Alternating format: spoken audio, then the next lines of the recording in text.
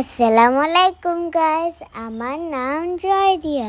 আমরা চলে আসছি নতুন একটা ব্লগ নিয়ে। আজকে আমার খালামুনি আমাদেরকে মেলা দেখাতে নিয়ে আসছে। এটা কি বলো তো? এটাকে বলে মিষ্টি পান। আমার খালামুনি আর খালু এটা খেয়েছে, আমি খাই নাই।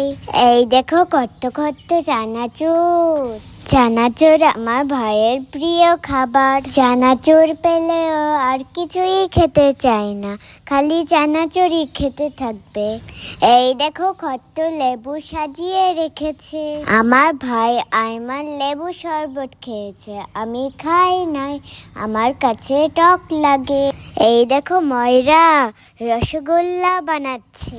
আমি কোনোদিনও রসগোল্লা বানানো দেখি নাই, আমি তো শিখে ফেললাম কিভাবে রসগোল্লা বানাই। এখন আমার ভাই আয়মান আর আমি মোটর সাইকেলে উঠলাম। মোটর সাইকেলে চড়তে কি যে মজা লাগে। আমার তো একদমই নামতে ইচ্ছা করছিল না, শুধু ঘুরতেই ইচ্ছা করছিল। আমি আয়মান উমায়ে আমরা সবাই ট্র্যাম্পোলিনে লাফাচ্ছিলাম। আমার ভাই উমায় খালি শুয়ে থাকে, লাফায় না। ট্র্যাম্পোলিনে লাফাতে কি যে মজা লাগে। তোমরা কি কোনোদিনও লাফিয়েছো?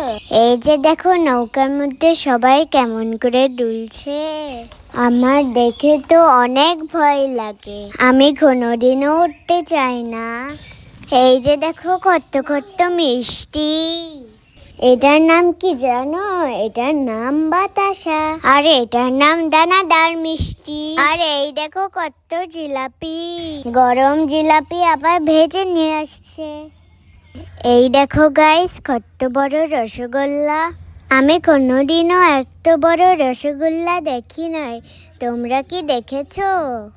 এই দেখো আরো ডিফারেন্ট টাইপের রসগোল্লা। দেখো মানুষ পরোটা ভাজছে। আমার মায়ের বানানো পরোটা আমার অনেক ভালো লাগে।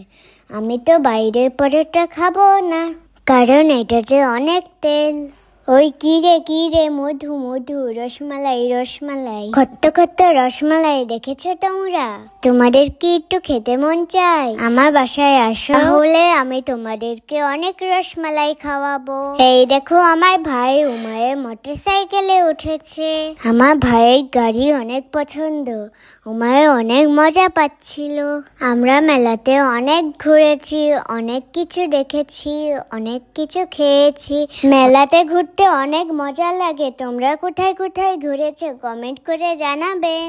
এই যে দেখো মেলাতে কত সাজুগুজু এসেছে, আমার সাজুগুজু করতে অনেক মজা লাগে। এই যে দেখো মেলাতে মাটির হাড়ি পাতিল এসেছে, আবার দেখো জামা কাপড়ও এসেছে। আমার একটু ফুচকা খেতে ইচ্ছা করেছিল, কিন্তু আমার মা বলেছে এই ফুচকা খেলে আমার পেট খারাপ করবে, তাই আমি খাই নাই।